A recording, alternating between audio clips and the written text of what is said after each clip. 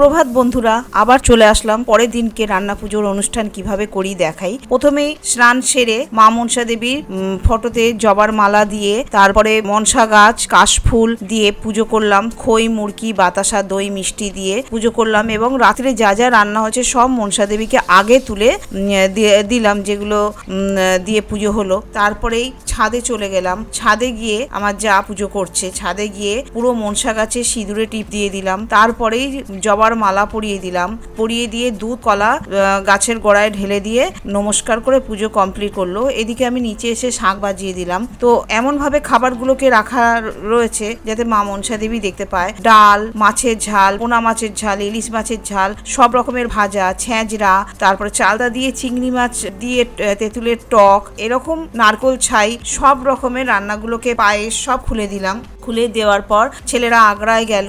আগ্রায় গিয়ে গাড়ি পুজো করে নিয়ে আসলো ওই মা কালীর কাছে। তারপরেই আমরা সেই ছেলেদেরকে খেতে দিলাম।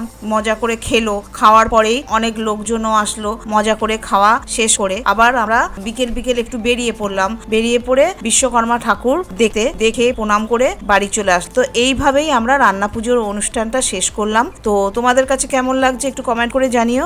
আজকের মতো এইটুকুই। আবার দেখা হচ্ছে নেক্সট ভিডিওতে।